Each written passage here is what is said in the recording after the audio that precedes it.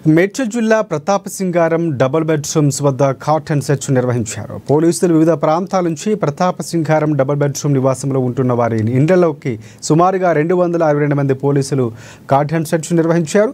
సుమారు 2208 double bedroom ఇళ్లు ఉండగా 1250 ఇళ్లలో సోదాలు చేశామన్నారు డీసీపీ పద్మజారెడ్డి. ఇక కాట్ అండ్ సెర్చ్లో ఎలాంటి పత్రాలు లేవని 24 బైకులు, 3 ఆటోలు, 19 లీటర్ల లిక్కర్, అలాగే 40 సిలిండర్లు గుట్కా పొగాకు ప్యాకెట్లను స్వాధీనం చేసుకుని సీజ్ చేస్తామని వెల్లడించారు. ఇక గతంలో కేసులు ఉన్న వారిని అదుపులోకి తీసుకుని కౌన్సిలింగ్ ఇచ్చినట్లు పోలీసులు తెలిపారు.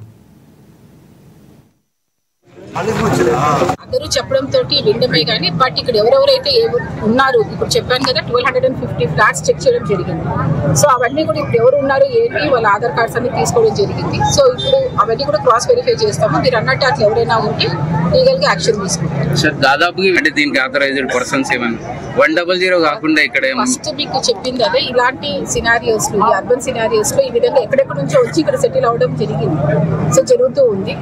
సో మన పక్కన ఎవరున్నారో మనకు తెలియదు, వాళ్ళు ఎక్కడెక్కడ నుంచి వచ్చి ఉంటారు. సో వాళ్ళు ఎలాంటి వాళ్ళు కూడా తెలియదు. సో దాని గురించి ఎవరు ఏంటి అనేది దాన్ని తెలుసుకోవడమే ఈ కార్యక్రమం చేయడము.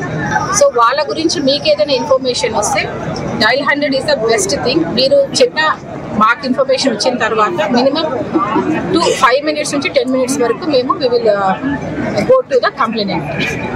So that is a basic. ఎందుకంటే ఫ్లాలెస్ దానికి ఏవి కూడా మీకు రీచ్ అవ్వకపోవడం అనేది ఏమి ఉండదు. 100 కరెక్ట్గా వెళ్తుంది, అది మాకు కరెక్ట్గా సమాచారం ఇస్తుంది. మా ఏరియాలో ఏ పెట్రోల్ మొబైల్ ఉందో వాళ్ళకి తెలుస్తుంది కాబట్టి వాళ్ళు ఇమీడియట్గా మనకు రాగలుగుతారు.